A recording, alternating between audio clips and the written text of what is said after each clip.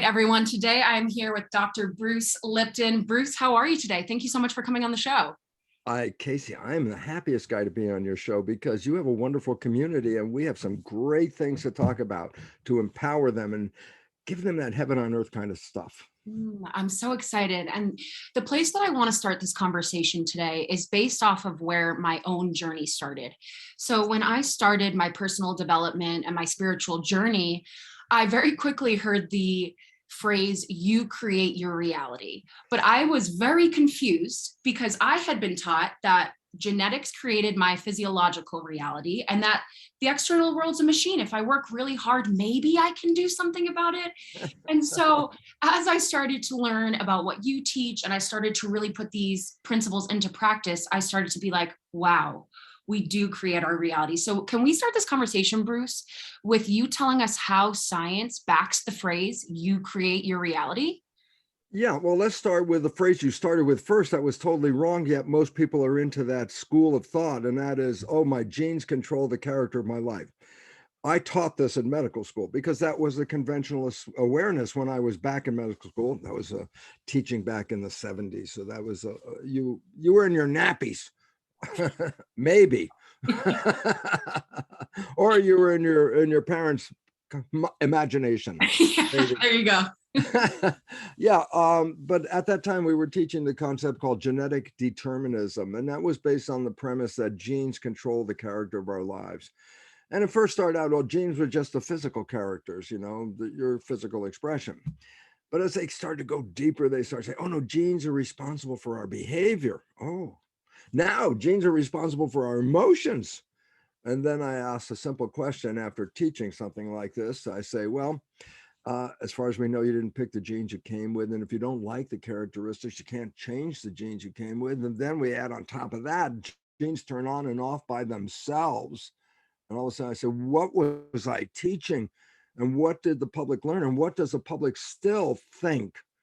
And that is that we are victims of our heredity, that something's running in our family and by darn it, we're gonna get it. There's cancer running in the family, and I've got that cancer gene, or whatever it is. One thing after the other, after the other. A little sidebar here because cancer gene is one of those words that like that, and I go just to help people, right? There is no gene that causes cancer. There's not one gene that if you have this gene, you will have cancer. Wow. Genes are correlated with cancer. Genes don't cause cancer. Especially for women that are so afraid because the BRCA breast cancer gene is the big deal. And everybody's like, oh, I got the breast cancer gene. I say, what is the immediate thought of a person who just finds that out and says, oh my God, I'm going to get breast cancer? Mm, You know, panic. Angelina Jolie's mother died of breast cancer. Her grandmother died of breast cancer. I think her father was a doctor, advised her, have a double mastectomy. And I go, she was just a young woman. What do you mean have a double mastectomy? Yeah. Well, if she takes those breasts off, there won't be any cancer. And then a little sidebar, that gene is also associated with uterine and ovarian cancer. So, okay, you want to do a double mastectomy and you want to do a hysterectomy. And then I go, guess what? No, you're not a woman anymore. You just took away all of it. And I say, well, did that save somebody from doing it? I go, you know what? 50% of the women that have the breast cancer gene never get breast cancer. And there's an important point. That is an important point. And I say, why? Possession of the gene itself does not cause cancer. I say, then where's the cancer coming from? Possession of the gene and not living in harmony, living a life under stress. And it's really interesting because cancers are different from one country to another country. Which ones are the more prevalent cancers? And then in the West, the more prevalent cancers are breast cancer for women, prostate cancer for men. I go, well, these are reproductive cancers, both of them. And I go, why the focus on this? And the answer is because of our consciousness about sex and the taboos and the fear, and we do sex in the dark because we don't want anybody to know it. Why? Because you had sex without having a baby. You're sinning. And I go, sinning, consciousness, then says what? And this is why it really irritates me, is because the religious connotation associated with sex for 1,000 years or a couple thousand years now. Sex bad. Yeah. And I go, Shame, guilt. Yep. yeah. Let me just make a little suggestion. If I was like a founding father in the church, right, and I would know this, I would say, and this is a true statement, there's something built into every living organism from bacteria all the way up. I go, what's built in? I go, the drive to survive. It's called the biological imperative. I go, what does that mean? I say, if you try and kill a bacterium, it's not going to go, oh, okay, kill me. The bacterium, even at that primitive stage, will do everything to avoid dying because there's a drive to keep it alive. We all have a drive. Nobody just says, oh, okay, kill me, I'll just drop dead here. It's like, not really.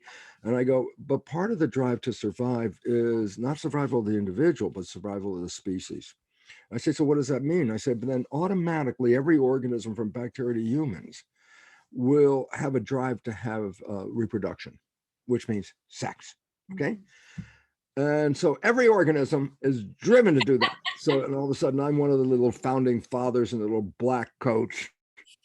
What can we do to make some money? I go, well, what we can do is tell everybody it's a sin to have sex. I go, why is that important? Because everybody's driven to have sex. That's below consciousness. And if we put a fee on it, we're going to make money every time they do that. And I go, exactly what the point was, is that they can control you by telling you that sex is a sin. You're driven to have sex even below consciousness because it's so fundamental that you will inevitably sin. And therefore you will inevitably owe the church. And I go, hey, smart business move. But what it has done, it has driven sex from being something that's acceptable to something that's done in the dark. You don't talk about it.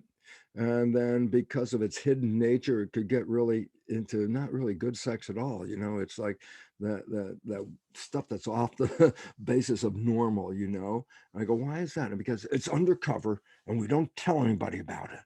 And therefore it's sneaky sex. I go, big problem. It's very interesting. A friend of mine was head of the section of the National Institute of Health on child health and human development. And what he was looking at was the nature of violence. Okay. And what he found that in the very beginning, when they first started, it was actually looking at where love comes from. That was the first question. I said, what were they looking for? Well, the question was this: was love a built-in emotion that animals, including us, express, or is love learned?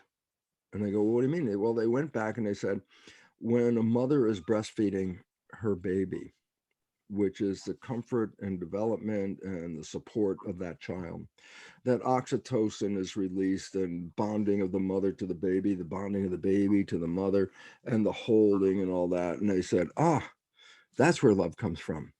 But they weren't sure. So what did they did? They did an experiment and they got monkeys and they separated the little baby monkeys from the mother and the family and everything. They had a whole room full of monkeys, but each monkey was in its own cage. The monkeys could see each other, they could hear each other, they could smell each other, but they couldn't touch each other. Before the experiment could get underway, they had to destroy all the monkeys. And the reason was this: the monkeys raised in that isolation without touch, they turned into sociopaths. If you take two of those monkeys and put them in a cage together, one will kill the other monkey because they would try to avoid each other. And they started to find out that it was called somatosensory affection, somato, body, sensory affection, that when a baby is held and held lovingly, there is a feedback to the system that the baby says, I am safe. And in that safety, they reduce the response to stress. A baby who comes from an environment of safe doesn't get stressed like a baby who comes from a fearful environment where stress could blow them open like that. So it came down to a very simple conclusion. Somatosensory affection says, those cultures that hold their babies, and some of them don't even let the baby touch the ground for a year. The question was, are they peaceful cultures? Yeah. So they looked and they found, 70% of all cultures in which a baby is held and loved are peaceful. But then that left the question is, well, what the heck was the 30% that they held the babies, but they weren't peaceful? They found there was two parts to bonding. The first part of bonding is how to be a member of a family. So that was the relationship of mother, child, and family, hugging, holding, security, family, and all that. But they also recognize there's a second level of bonding that is very critical. And I said, what's that? And I said, premarital sex. Meaning what? First, you have to have understanding of what relationships are all about. So that what they looked at, they said, well, okay, wait, let's look at one fact. And I said, what is that? I said, well, actually two. Those countries that hold their babies and those countries that also have no taboos on premarital sex. Sure. 100% of those cultures are peaceful cultures, no violence. And they started to find out, yeah, the second one was a bonding part too, that says, how do I relate to another person and what's going on? And without that, of course, we have over 50% of marriages end in divorce. Why? Because there's no experiences to understand how to bond with another person, because we put the taboo on the sex. I go, where did that come from? I go, it came from the church. I said, why? Because they knew damn well you were going to sin and you're going to pay for it. And so we've created a pathological situation in cultures where taboos of sex, because those are violent cultures as well. And so it comes back, this touching and loving is one of the most important elements of natural development and health and vitality. And when we cut those things, you don't hold a child, that's number one problem right there. Two, have taboos against sex, that's number two problem right there. You put those together and then you look at the world and you go, this is why we have problems. The only countries that don't have problems with this are those organizations or communities where holding a child and premarital sex is acceptable. And I go, maybe we could learn a lesson here. You know, why? Is because we are driven to have this relationship. It's built in. If people don't have relationships, there's no survival of the species. So nature assures survival of the species by putting the drive in, and then humans put a shield in front and say, don't do that. And I go, well, that's your human control. That's not natural. And so I don't even know how I got off on this tangent, Casey, but there you go. Love that you did, because I think it's intrinsic with coming back to the Newtonian way of doing things, which is a very physical matter, taking physical action way of doing things. And that's because way back when, people couldn't understand the mind. They didn't know that subatomically atoms are energy. They didn't understand that. And so it was kind of like, hey, the people today don't even understand that. Not then, now. Right. So how then is the same thing going on with sex, our power being taken away and it being made taboo? The same thing is still happening, like you just mentioned, with the fact that people think that we really can't create our reality. And it's funny because you said something about consciousness. So what do our minds have to do with our creation of reality? Do our thoughts have an impact on the things that go on externally? Okay, very, very simple fact is, without a mind, nothing's going to work. Then I say, well, what's the mind? And then I say, now this is where a problem comes in, because we say the mind. Well, that implies there's a singular thing called the mind. I go, well, the illusion is a single thing, but there are actually two minds. They're interdependent because they work together. They're cooperative. But the difference is profound, because the two minds, each of them has a different function, and each of them learns in a different way. And if you don't understand the difference between them, then you're just lost of why did these things happen? And you don't even know. And then, of course, then people come up, well, God did that to you. And I go, huh? And then what my research led me to understand, and first of all, this is very critical, because as a scientist, first 40 plus years of my life, I was not a spiritual person. I was a science person. Yeah, genes, proteins, molecules, put it all together, machined, live, die, go back to the molecules, and that was it.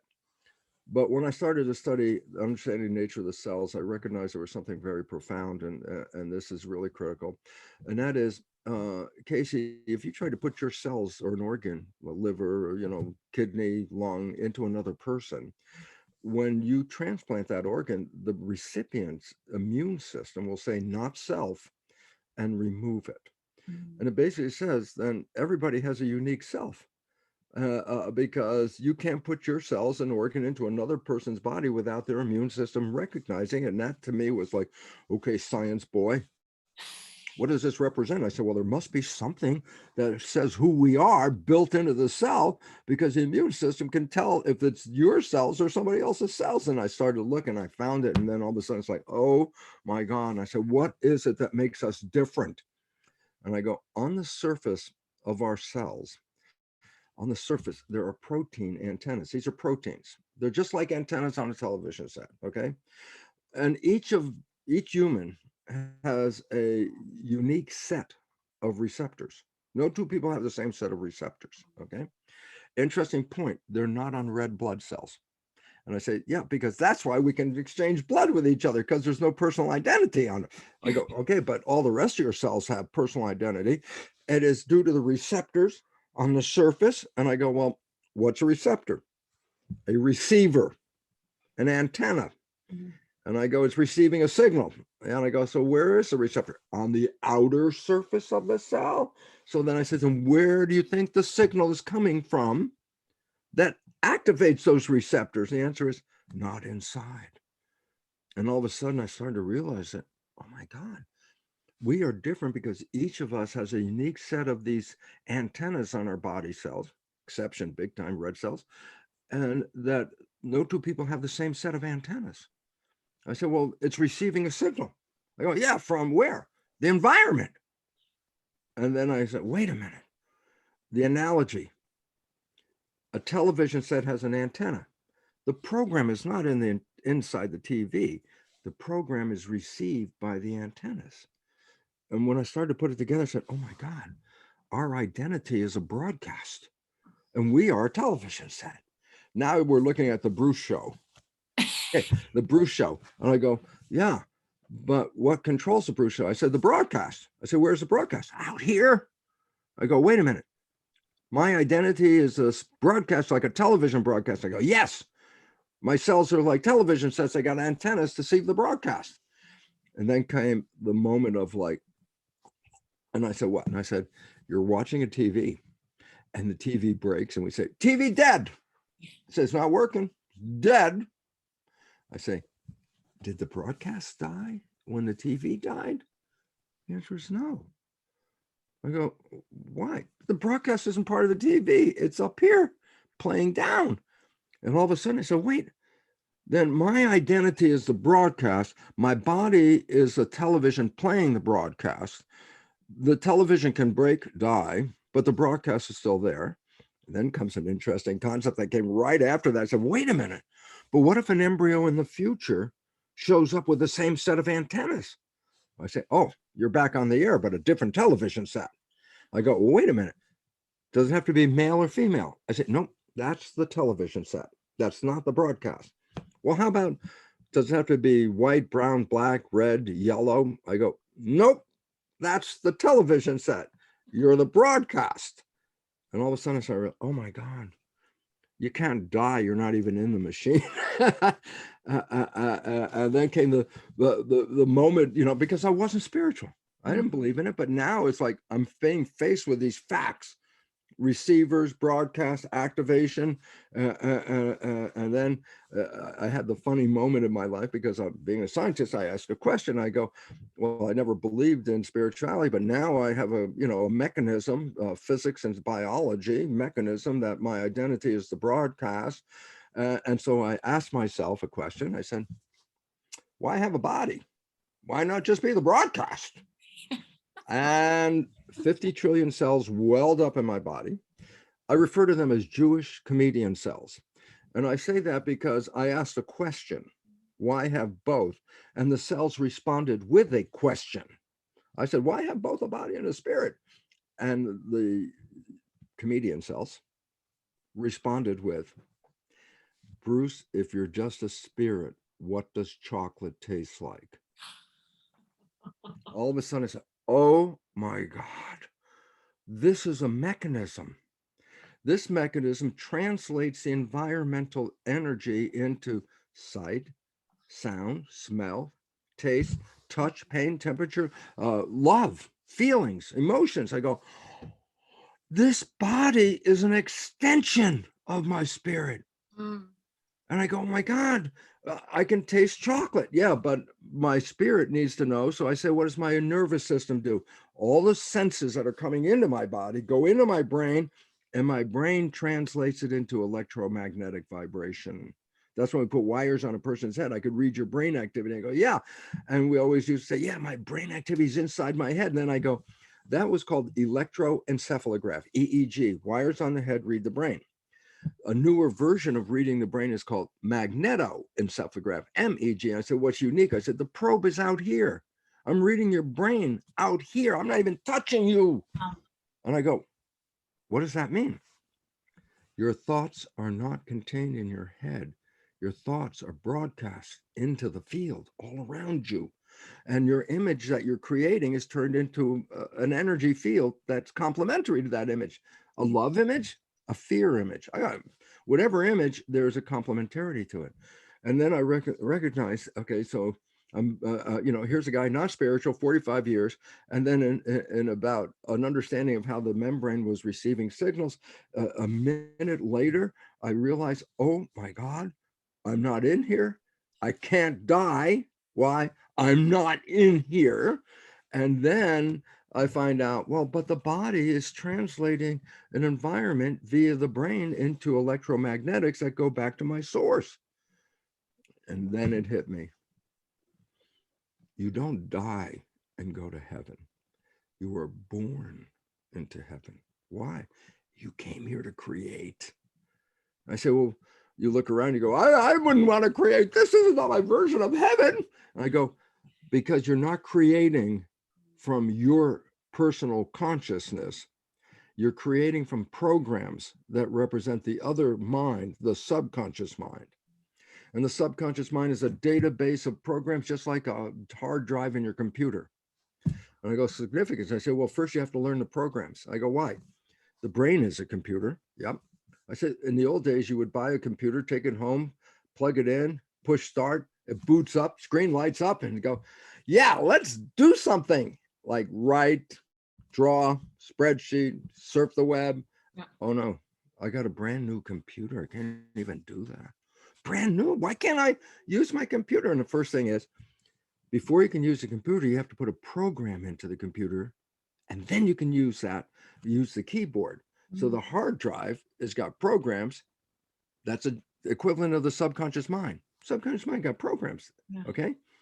But the keyboard is creativity. That's where you type your stuff into it. Mm-hmm. Okay. Now I recognize, oh my goodness, we had to have programs. Otherwise we can't get off the ground.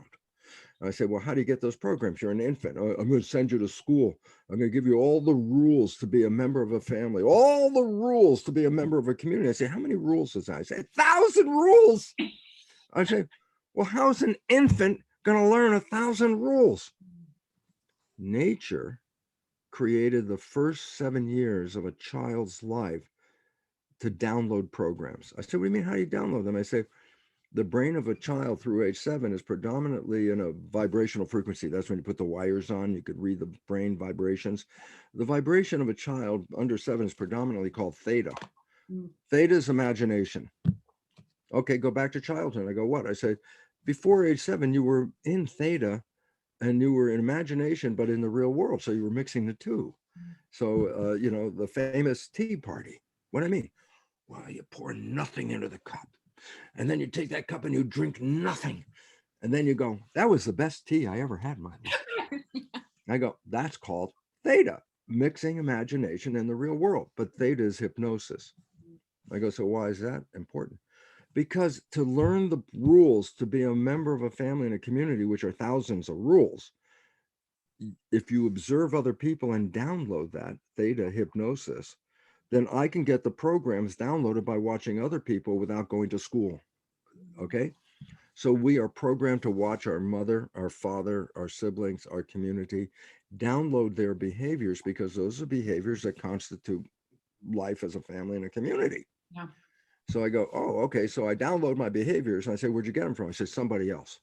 I go, why is that important? Because I say, Casey, what is it you want in your life? I go, it might be totally different than what your mother and father have. And I say, yeah, but they didn't give you a program to support what you wanted. They gave you a program that they're living. And I go, well, this becomes problematic, because let's get to the biggest monkey wrench in the whole damn game right now. Two minds. Conscious mind is the creative one that can type on the keyboard and put the information in and create the life you want. Subconscious mind is a hard drive with programs. And I go, okay, if I'm in my conscious mind, and this is your big thing, Casey, about being what is called being mindful, meaning if I stay in my conscious creative mind, then I'm typing on the keyboard and creating the life that I want. But if I start thinking, and I go, what does that have to do with it? I go, well, that's the unique part of the conscious mind. It's not just responding to the world, it's thinking. It's having imagination. It's using that imagination to create life and stuff like that. So I go, oh, so the conscious mind is not only controlling my biology, but it's thinking. I go, yeah, but that's where the difference comes from. Controlling my biology means I'm looking out my eyes, my window, my windshield, and I'm driving my vehicle to where I want to go. But when I'm thinking, the conscious mind's not looking out the window. I say, why? Where do you think thoughts are? They're inside your head. So the moment you are thinking, instead of looking out, your conscious mind is looking in. I go, yeah, but if the conscious mind's looking in and it's not driving the vehicle, why? Because who's looking out the windshield? I'm driving down the street and I have a thought and I'm now inside. I'm in a lot of trouble. Why? Because I'm not looking out the window anymore.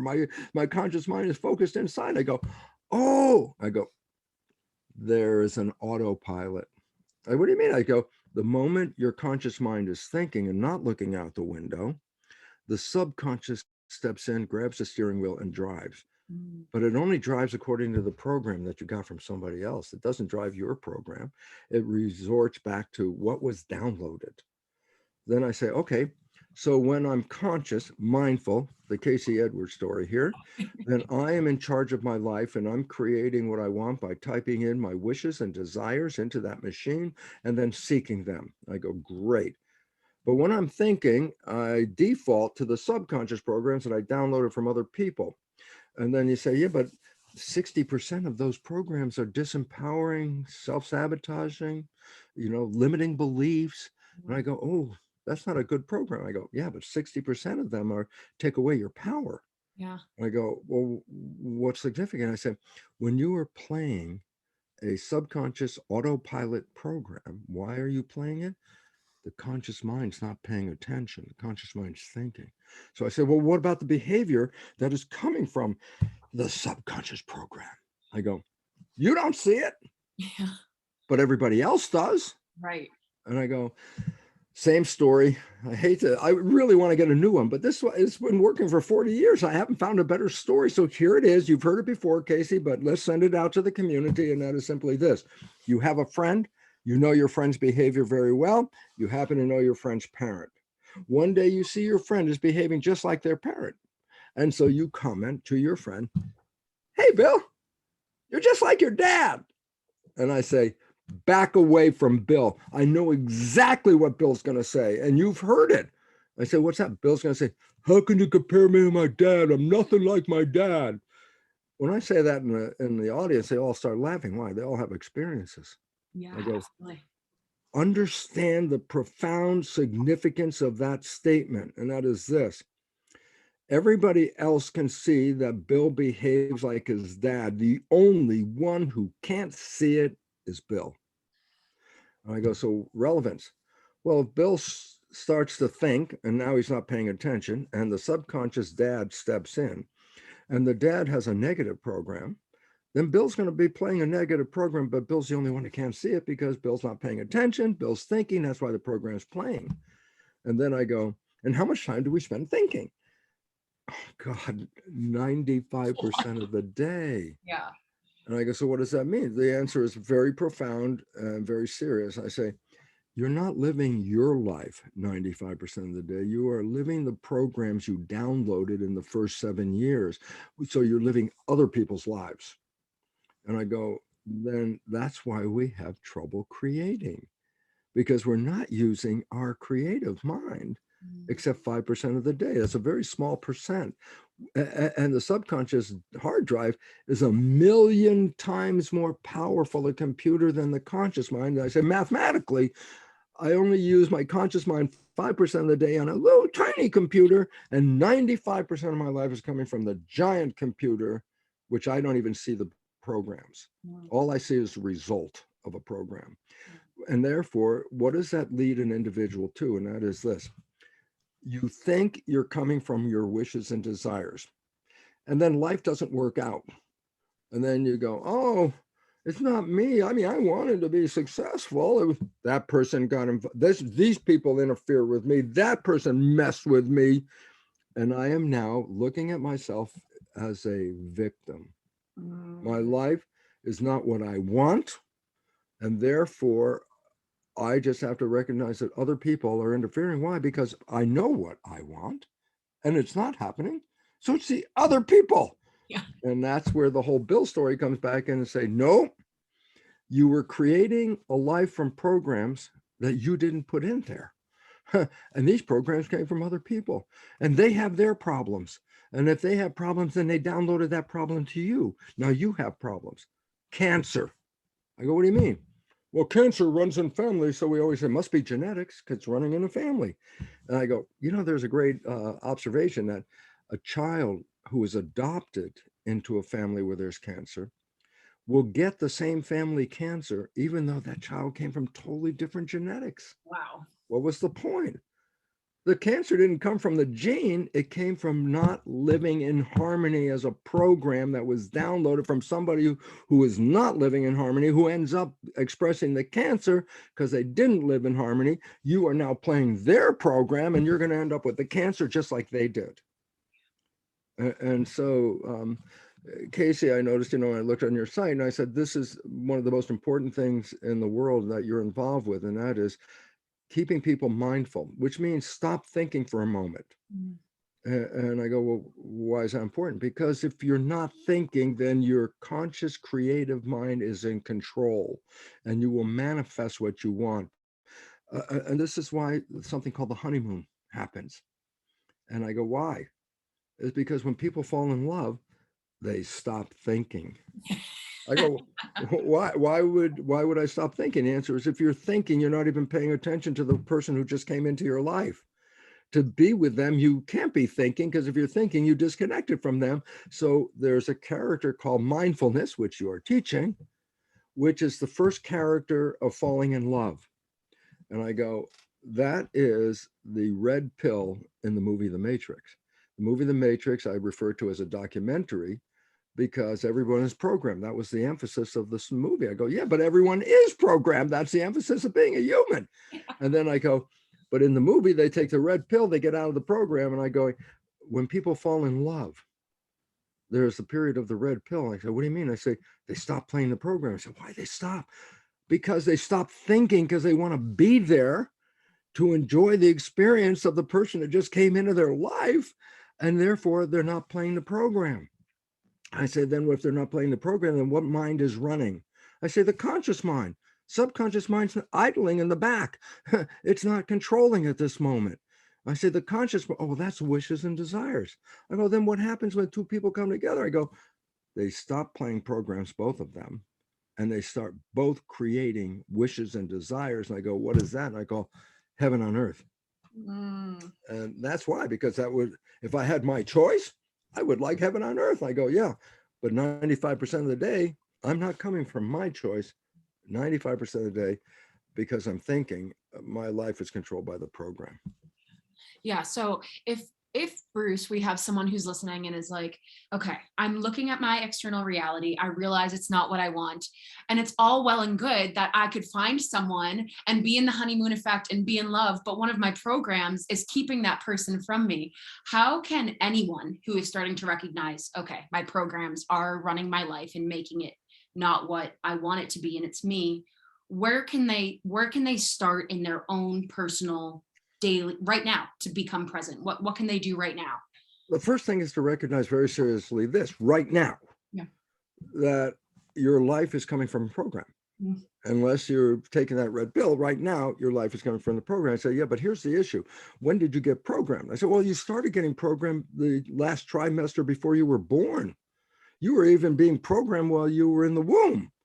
And then you're programmed a whole year from 0 to 1, and another year from 1 to 2, and then from 2 to 3. And I say, tell me the program you got when you were in the womb. Obviously, I don't know.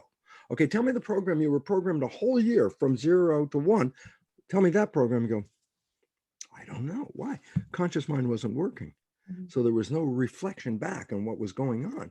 You can't tell me the program you got a whole year from 1 to 2. You can't tell me the whole program from 2 to 3. And all of a sudden I say, well, then we have a problem. I say, why? Well, your life is run by the programs and you have no consciousness of what the hell those programs are. And then we revert back to the fact that I said 95% of your life is when you're thinking. Therefore, 95% of your life is created from where? Subconscious mind. Why? Because the conscious mind's not participating when it's thinking. So therefore, your life is a printout of your programs. I go, what does that mean? I go, look where you are right at this moment. And I said, look at this. The things that you like that come into your life, they come into your life because you have a program to acknowledge those things. That's why they're there. But the things you wish for, you desire, you have an aspiration to, to achieve. I say you're struggling, you're working hard, you're sweating over it, you're putting a lot of effort in to make that destination. I said, why are you working so hard to create this destination? And the answer is the programs that you have do not support that destination. You're looking for a relationship, you can't find one. Guess what? You got some very bad programming about relationships. You're looking for a job and you can't find one you like. Well, you got bad programming about working on the job. You have health issues, you can't resolve them. I say you got bad program on taking care of health. So the idea is the first thing is this: you can't control your life until you first know what the programs are. Right? You are playing the programs. Now, if you understand where the programs are, then you know where the conflict comes from. I want to be successful. I'm not. I go, why not? I go, well, is it a relationship thing? Okay. Or whatever, where is it? And I go, it's a program. So I say, oh, well, then what can I do? I say, well, you know the destination you want and you can't get there. Then the idea is this: you reprogram the system as if you already have that destination. And I go, what do you mean? I say, let's say I'm looking for relationships and I can't find one that lasts. Okay. And therefore, what I really have to recognize is that somewhere along the line, my behavior for relationships that I'm expressing 95% of the day, and I can't see, is not a behavior that supports this relationship. So I say, okay, I want a relationship. So let me give you the first clue, because this is the most important one.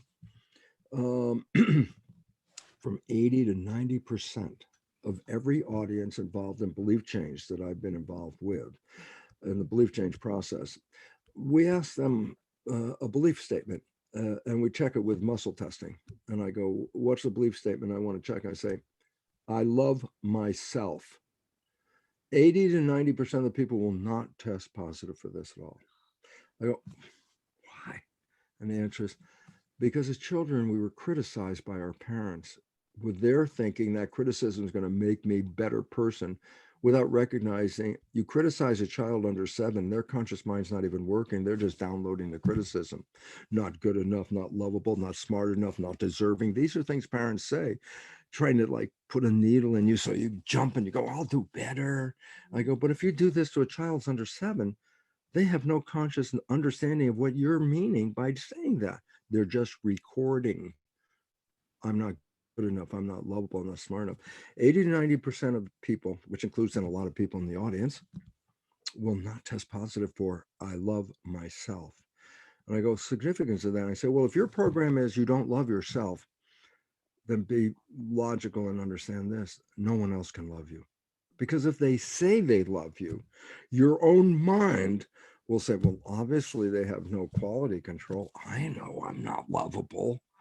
And therefore, what will you do? Unconsciously use those negative programs and push them away. And then when they're gone, guess what you're going to say? I'm not lovable. I go, well, yeah. But you were the one that pushed them away. And you didn't see it because you're Bill. We're all Bill. Every one of us is Bill. And we're making these behaviors and we're the only ones that don't see it. And I go, if you understood this, then you would say, I want to reprogram. Of course, that's the whole essence, which really irritated the hell out of me. I'll tell you why.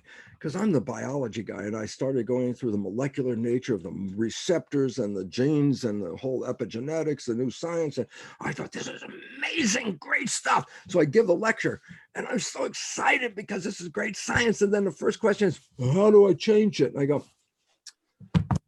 my job.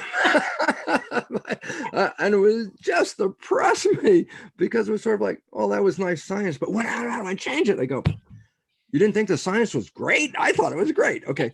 So the issue was, and I'll never forget this because I was giving a lecture in Rocky Mountains, near Boulder.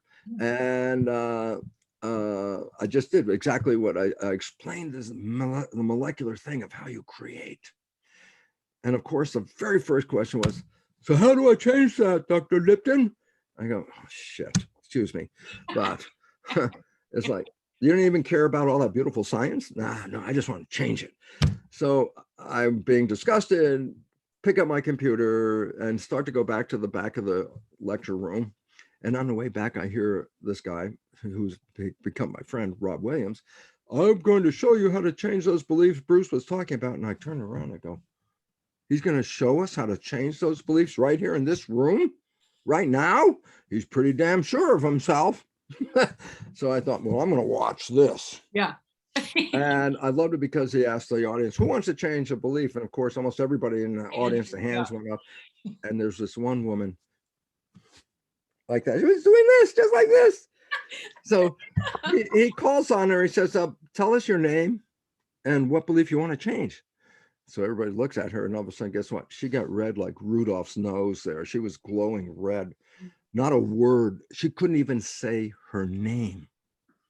So Rob walks out in the audience and gets next to her and says, well, what's your name? Pauline. What do you want to change? She says, I can't speak in public. I go, well, that was pretty damn obvious. She couldn't even say your name. You don't say. So I'm, curious as anything. It's like, he's going to change this woman, right? Oh, brave move. Yeah. And I watch. And he takes her up to the front and does what is called a balance and the psyche belief change process. A simple process of maybe 10 minutes, 12 minutes. 12 minutes later, she's sitting on a chair where they were doing this balance. And they finish and she gets up and Rob puts his hand on her shoulder, faces her to the audience and says, Pauline, would you like to describe what just happened here? He took his hand off her shoulder and all of a sudden she started talking and she was walking up and down the stage talking and telling stories and blah, blah, blah. The funniest moment of the evening was Rob saying, Pauline, please sit down. You're using my lecture time. Here's a woman who couldn't say her name and he has to ask her to shut up. It's like, and I saw that and I said, oh my God, Yeah. this woman's belief changed with a 10-minute process and she's somebody else. And that was the beginning of my connection with belief change modalities, energy psychology. Yeah. And it revealed, yes, you can reprogram that subconscious mind. And what you have to recognize is the conscious mind being creative, that's the character. It can learn in any number of ways. It's creative. Read a self-help book, go to a video, watch a lecture, even just go, aha, I have a new idea. I can change my conscious mind just like that. Yeah. Subconscious mind is called the habit mind. I go, but there's a very important word, habit. I go, why is that important? Habits actually prevent change. A habit does not want to change because if a habit changes, then by definition, it's not a habit anymore. Yeah. So any habit you have program in your subconscious mind, it doesn't want to change. Yeah. So all of a sudden I say, well, Jesus, if I want to teach the subconscious mind, the conscious mind learns just by any damn way I want to do it. But the subconscious mind resists change. So there has to be a special way of learning. And I'll go back and I'll just summarize it, because everyone always asks how you change it. No one really cares about the beautiful molecules that created it. But I'll talk about the change because that's what you want, Casey. Okay, here we go. You can change the subconscious mind in the ways that it learns. I go, well, how does it learn? I go, how did you learn in the first 7 years? I say, your brain was below consciousness. It was called theta. Theta is when consciousness shuts off, and yet the subconscious is still working. And then even when that shuts off, then you go into delta, a lower one, that's sleep. So I say every night when you come home from work, at work, you're using high vibration consciousness, and that's referred to as beta. Mhm. Then you come home and you relax, and the conscious, and now it's called, it's a calm consciousness. That's called alpha, another vibration, but lower. But the moment you fall asleep, your eyes just shut, I'm closed, I'm gone, the vibration drops into the next lower one called theta, which is hypnosis. So I say, oh, if I put earphones on at night when I go to bed and I play a program that enhances whatever relationship, job, health, whatever program, self-help program you want. When I put those earphones on at night, the moment my alpha consciousness goes to sleep, there's a short period of theta where the brain is in record, subconscious record. So whatever's coming through the earphones is going straight into the subconscious, not going into the conscious mind. You're sleeping. You don't even hear what the program has in it. You're sleeping. So theta is download. So every night, if you put the earphones on with a program supporting what you want that you're not getting, then that program will then go down into the subconscious, called self-hypnosis. And you repeat this a number of times. Why? Because theta is only a short period of time before delta, which is now I'm unconscious sleep. Okay. So self-hypnosis using, the headphones with a program playing is a fundamental way of changing that belief system. But then I say, you know what? The self-hypnosis part, theta, ends as the predominant activity of the brain after age 7. But I said, you still learn things. You learn how to drive a car. You learn how to play an instrument. You learn how to do a job. You learn things. I said, well, how did you learn after age 7? I go, repetition, practice, habituation, where you create a new behavior and you practice that behavior.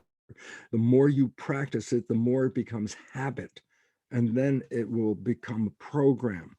And this is where I mentioned, when you put in a new program, you have to be very careful how you put the program in, because the subconscious mind doesn't know time. If you could talk to the subconscious mind, and I say, Casey, subconscious mind, Casey, when did you learn how to walk? And you know what your subconscious mind will say? Today. Why? It doesn't know time. So the idea is this: then I can't use a time in a belief change. I can't say, let's say I'm unhealthy. Let's say I have a disease, cancer. Yeah. I say I want to change the cancer. Okay. So I say, let's put program. I will be healthy. I go, that's a nice program. I said, let's record that today. I will be healthy. I've just put that in the subconscious. And then I said, a year from now, we come back. I said, let's hear that recording. I will be healthy. I go, you can't get healthy. You're on a track of I will be healthy. Mm. So the idea is that doesn't work, because you're just projecting it as it's not now. So I said, well, what do you need to do? And this is the hard part for a conscious mind to take in. And as I say, you have to say what you want as if you have it now. So you don't say, I will be healthy. You say, I am healthy. I love myself, not I will love myself. I love myself. So the hardest part of that is the conscious recognition is, you could be sick as a dog, but the program is I am healthy. It doesn't seem like they connect. Well, yeah. And I go, because the little missing piece of the story, Casey, is this: the function of the mind is to create coherence between your belief and your reality. So if you have a belief that I am healthy and you're not, then the function of the mind is to make that belief manifest. Okay. And all of a sudden, that's where the issues come from, is because you have to put in what you want as if you already have it. And if you don't have it, then of course, then the function of the mind and the brain is to manifest it. Mhm. Okay. It will manifest I want to be healthy by what? Prolonging you from getting healthy because you're not ready for healthy. You say, Yeah. I want it, but I don't have it. So that becomes a hard part. Okay. And that is very important in programming, but it's to play a role. I like to bring it in here at this moment, an interesting story. And I go, good actors, good actors, what do? They practice the character. I say, oh, practice? I say, yeah, they play the character, they play the role, they're trying to get into that character. I'm getting into the character. I said, what do you mean you're getting into the character? I'm behaving as if I am that character. And I go, then what's the result? And I say, a good actor will transform their biology and their behavior by taking on a character and then practicing that character. Renee Zellweger plays the diary of some Bridget Jones or something. In the character, Bridget Jones is 40 pounds heavier than Renee. But she becomes in a character. She practices and she practices that character for the role. She gains 40 pounds because she's manifesting a character. Yeah. And then I go, wow, that might be not really great. But guess what? The movie is finished. Yeah. She doesn't need the character anymore. She reverts back to Renee. And I say, what is Renee? 40 pounds thinner. Yeah. And guess what? The 40 pounds disappeared. The other actor I always like to talk about is Dustin Hoffman, because he's so an amazing actor that he takes on a character and he becomes that character. I always remember I saw Midnight Cowboy a long time ago, and he played Ratso Rizzo, as a bum-like guy in the street with a limp and old, really a bum. And I thought, wow, that was a really great movie. And somebody said, well, you ought to see Dustin Hoffman in the movie called The Graduate. So I said, well, I like this guy. Maybe I'll watch The Graduate. So I watched The Graduate. About halfway through, I say to the person next to me, when does Dustin Hoffman come in? And they go, Dustin Hoffman's been here from the beginning. He's The Graduate. I go, that's Dustin Hoffman?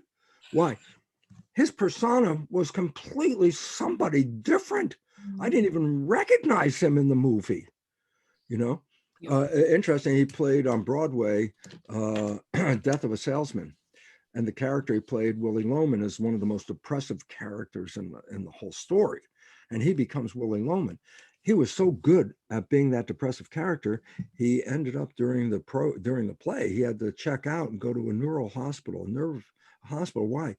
He became so depressed, he couldn't carry on anymore. He became Willie Loman. So then I go, oh, so if you take on a character and you practice it, you can become that? I go, yeah. And I go, well, then listen out there. Become the character you want. Put the characteristics down. Write them down. What you want. This is a character. I want to play this character. I say, then practice that character. And you will become that character. Yeah. And that is through this entire process of habituation. Habituation means repeating something until it becomes a habit.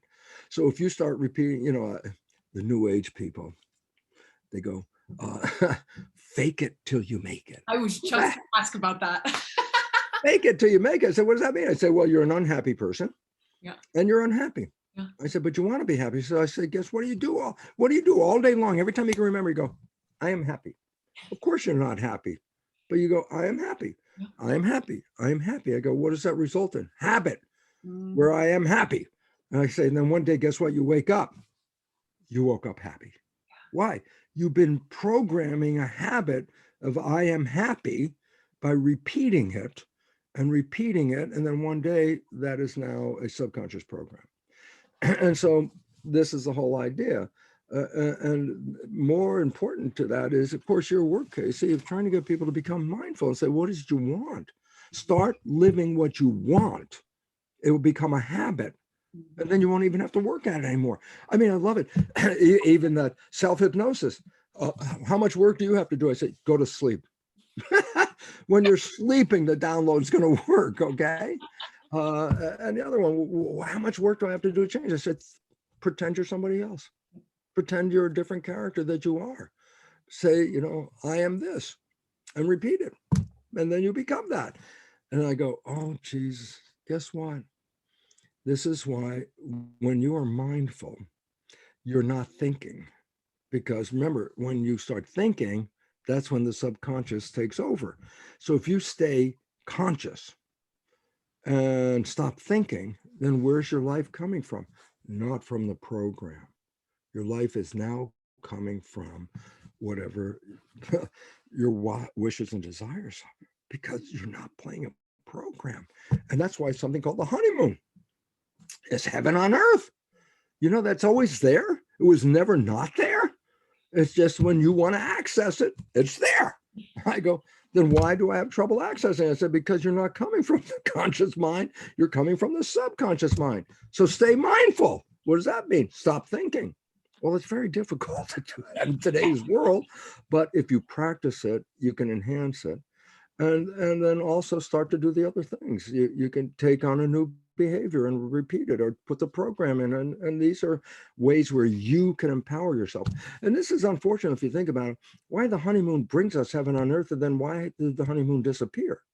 And the answer, I said, well, there are 4 minds, 2 conscious minds, 2 subconscious minds. I go, but when a relationship starts, it's only 2 conscious minds: wishes, desires, manifestation.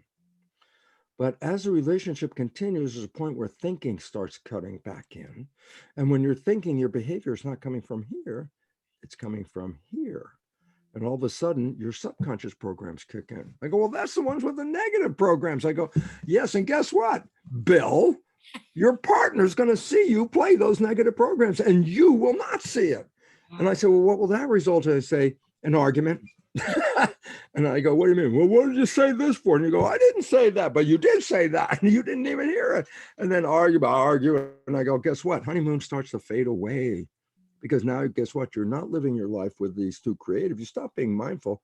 Now your life is coming 95% from those subconscious programs, and they do not support honeymoon. They don't, most of them don't even support that you even love yourself. So all of a sudden you start to see, if you start falling into that trap, then why we have more than 50% of divorces in marriage? Why? Because you got together with a person because of the person who you really are, your spiritual entity. But at some point, your spiritual entity gets into the thinking mode, and now you become the program entity. And the program entity and the spiritual entity are completely different from each other. And the program entity will cause a separation, because you start behaving in ways that you don't even see that you're behaving, but your partner does. And then that comes back on you at that point. Yeah. What do you think about that?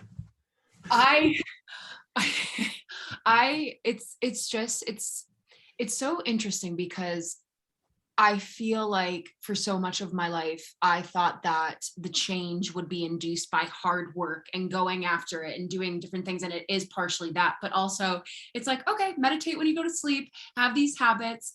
And you and I were talking about, before we started recording, how when you started all of this and you started to teach all of this, you realized you were talking the talk, but not walking the walk. So can you tell us about your experience personally with your subconscious getting on board with this honeymoon effect? Because you're now walking the walk, talking the talk, doing all of it. Okay. So is your subconscious now pretty in tune with your spiritual entity? Absolutely. And here's what the significance is. Let me bring in something else. And this is relative to living our life every day, because that's what I was doing. Okay. And the point is this: if you have a checking account, you have money in a bank. I say money is energy. If you have money, you can do stuff. If you have no money, you can't do anything. So I say, you don't write checks to give away your money. If you do, you lose your ability, your power. Yeah. So in other words, you walk down the street and you give somebody, hey, $10. Hey, Casey, I like that dress you're wearing. Here's $10. And, oh, look, I like that person's shoes. Let me give them $5. You don't go give your money away. Why? That's your life. But then I also said, guess what? Energy is life. You have energy, you have life. You have no energy, you don't have life. And I say, what if I gave you an energy checkbook? It says, before you commit to doing something, this is critical, people, listen, before you commit to doing something, weigh out this fact. What are you getting back for your input? You're using your energy, which is life. Are you getting something back? I say, why? Because if you're not getting anything back from your investment of energy, you've given away your life. That's what the point is. You're giving it away because nothing came back. I give energy, which is life, to something. I get into an argument with a person over politics. We get heated. We're arguing. Argument's over. I walk away. They walk away. Did anybody change anybody? Nope. Did we get use energy? I said, you got hot, baby. I go, you know that heat in physics is referred to as wasted energy. This getting heated was wasting my energy. I didn't change them. They didn't change me. I use this energy. I walked away. I have less energy. Did anything change? Nope. I said, then why the hell did I do that? Yeah. And all of a sudden I said, well, that's where I was in the first time when I started to think about energy. That's my life. So here I am sitting in my office at the university, contemplating this issue. And one of my colleagues comes in and says, Bruce, don't forget, we have faculty party on Saturday. I go, faculty parties are the most boring things I've ever been in my life. They stand around holding a glass, looking at each other. They're not social. They work in a lab. They work with cells. What the hell do they know about social? So Saturday night, and I go home. I go, I just wasted Saturday night, man. I work all week. I gave away Saturday night. So he comes in, he says, Bruce, don't forget, we have the faculty party. And at that moment, I'm thinking of energy. And I go, oh, I forgot about the party. I didn't realize I made these other plans. I can't go to the party. And he looks at me like, you're not going to the party? I go, no, I'm sorry, I made a mistake. He walked out of the room. I all of a sudden just got this bolt of, holy crap, I've got Saturday night for me to spend the way I want to spend it. Why? Because we commit to things that, oh, we just do it because that's the way we do it. And I go, yeah, but if you ever stop long enough to say, what benefit did you get from doing this? And the answer is, if there's no benefit for you, then why are you doing it? Because you just gave away your energy, your money, your life. And that was the first time, the moment he walked out and the moment I thought, holy crap, I don't have to go to that stupid thing. I can spend it any way I want. Immediately, my mind said, what's next? And I started to clean up. I said, I'm only going to do the things that I want to do that enhance my vitality. But I'm not going to just follow suit because that's the way we do it, because that doesn't enhance my vitality. And all of a sudden I started to do what? Increase my bank account of energy. I'd stop giving it away. And then I started saying, yeah, but I could use that energy to make me happy. I go, oh, good idea. Great idea. Let's enjoy life. I say, why? Because you don't die and go to heaven. You were born here to be a creator. And if you stop creating other people's programs and start creating your program, then this is heaven on earth. And all the crap that's going on this planet right now, I'm not involved. The only involvement I have is to go in and offer a lesson and then step back out. I'm not buying into it. It's in a state of chaos. It's a collapsing system because it's not sustainable. Do I need to go out there and fight the system? I use in my lecture 2 electrodes, little wires that are, one's positive, one's negative. And I say, when you bring them together, guess what they do? They spark and they smoke and they fire and they burn up the electrodes. And pretty soon there's not even any electrodes left. And I go, famous statement, Buckminster Fuller futurist, don't go in and change the system. Step outside and build another system. Why? You cannot use your small energy to change that giant energy. So if you go in, electrode, you go into that system and say, I'm going to change that. I say, you just burned up your energy. Why? You're not going to change that. You want to change that? Create the world you want out here and don't participate in that one. That's what Buckminster Fuller, and it's right. Yeah. What you need to do, folks, is stop realizing you're going to go change that world. Yep. You cannot change that world. It's bigger than you are. Your energy will be consumed and you'll walk away drained and you'll go, what did I change? I go, nothing. So I say, then guess what? Don't go in there. Keep this energy. Keep Saturday night for yourself. Yeah. Keep that. Because if you don't enjoy your life, then story true. My mother, when she was older, remarried a guy, Phil, a curmudgeon. I didn't not personally care for him, but my mother was happy and okay, fine. Yeah. Okay, I'll put up with Phil. He was 97 years old. He had cancer. My mother took care of him at home. And in the last week of his life, he wasn't really there. He was mainly in a coma-like thing like that. Yeah. And 2 days before he dies, she goes in and all of a sudden his eyes are open and he's there. And he looks at my mother and he says, I didn't have any fun. 97 years old, dying in 2 days, come to the realization I didn't have any fun. Guess what my life is? I ride this vehicle till the wheels come off, and I'm going to joyfully go. When it comes to the end, I say, that was fabulous. And I want to come back and do it with more fun next time. Yes. Thank you for sharing that. I think that things get serious and things get deep and confusing and whatever, but ultimately it gets to be fun. And I've shared on the show before, and I think you would like this, Bruce, if you haven't heard this. So the word enthusiasm actually comes from the origin enthusios, which means from God within, inspired by God. And so when we're enthusiastic about something, that's not an accident. That means that God, source, energy is flowing through us, and that's what we get to live in. So am I enthusiastic about this? No? Okay, that's not going to be given to my energy bank, right? Well, that's it. You have to assess, you have to look at your own experience from a critical third person. Look back at yourself and say, is this benefiting me?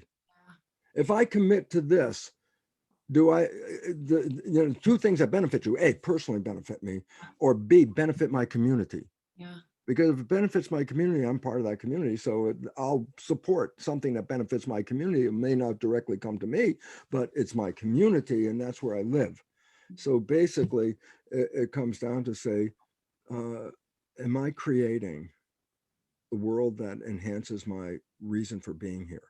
Yeah. And the reason for being here is, it is heaven. And this is your chance. When you die, you lose this. And I go, well, what's this? I go, this is the enhancement of your life. You can be intellectual and describe love and write paragraphs. Love is love, love, love. Yeah. I go, but if you never had a body, you never experienced love, then you have no idea what the hell you're talking about. And that's why the whole idea is to go out and experience this life. And I said, perfect. Try something. If you don't like it, well, then don't do it again. But if you like it, then do it again. That was the whole point. And then you start to see what? You will start to pair off the things that took you away from that enthusiasm that you talked about. Mm-hmm. That your enthusiasm is a pathway in heaven to create what you wanted, not the program that we've been downloaded with. And it's the damn programs. And then we give up our power to the programmer. I say there's two programmers I want you to recognize that are not really for you, it's for them. I say, what is it? Religion. I go, what do you mean? Religion is the business of spirit, the manipulation of that spirit and telling you what you can do and what you can't do according to who? Them. I go, who are they? They're the ones that are taking the money from you, tithing, 10%. Give me 10% of your money. I'll tell you how to live. I go, get out of my life. Get out. Why? I'm a spirit. I've never been separated from God. Nobody can be separated from God. There's nothing in this universe that's separate from everything else. And the idea, if I can convince you you're separate, then I can convince you to pay me to get back into the fold again. And I go, get out. Why? I am spirit. I am a creator. Do I like my creation? Not before. Did I decide to change it? Yep. Have I? I live in heaven. I don't care how crazy that world is. They're not in my yard. I don't do that. And the whole idea is, so religion takes away your power by telling you that you need them to connect to the higher source. And I go, no, you are connected. There's no way you could not be connected to God. God is everything. You can't be separated from God. Do I need to pay this person to talk to God? I go, right here, I'll talk to God right now. No I middleman. could look in the mirror and talk to God if I want to. Okay. Yeah. The other one, the medical profession, because they program you that you're a victim of your health. Cancer, diabetes, heart disease, you're a victim. And therefore, they have programmed you to see them as the rescuer. I got a problem with my health. Go to the rescuer. How much you have to pay to that rescuer? I say, whatever the hell they're charging, if you want it, you'll pay for it. And I go like, my brother had hepatitis C. And they come out with a pill. He says, oh my God, I could get a prescription. I don't have to have hep C. I'm going to be healthy. You need 100 pills there, David. And David goes, well, how much was the pill? $1,000 a pill. It costs $100,000 to heal yourself from hepatitis C because they're charging you for the pill. I go, how much did it cost to make that pill? 25 cents. Oh my God. I know. Okay. Oh yeah, but we have to cover expenses. I go, 1,000,000 times more than the damn pill. Are you kidding me? The one that's the worst one, and they're evil is pharmaceutical company. Doctors are not evil.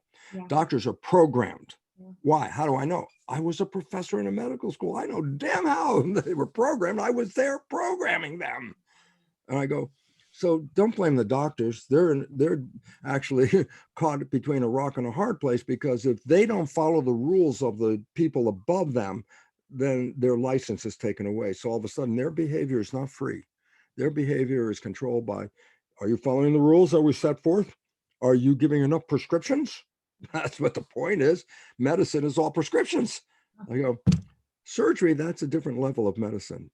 But drug treatment is one of the worst things in the entire world. As a matter of fact, medicine, according to, and listen to who, it's not me just saying, it's not just Bruce, the Journal of the American Medical Association and the British Medical Journal both report that medicine in the United States is the third leading cause of death, behind heart attacks, 1, cancer, 2, and the third one nobody knows because they changed the name to Latin, just like the church, put in Latin, nobody knows.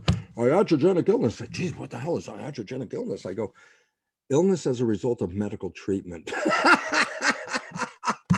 The third leading cause of death. And yet, just like with the church, you give up your power to these people. And you were capable of healing yourself from the beginning because you are the creator. Take your power back. Take your power back. Oh my God. That is what this is all about, right? Yes. That's what it's all about. And that's what it's interesting, because when I've read The Biology of Belief multiple times now. My boyfriend has read it. We love it. But from what the world has taught us, you're kind of like, can it possibly be that simple? Can I really be the creator? Because, so when I started to realize what you were saying about taking my Saturday nights back and doing these things, I had taught that doing that was selfish. You show up for people, you go out, you right? And like all of these things we've been taught, all of the programs.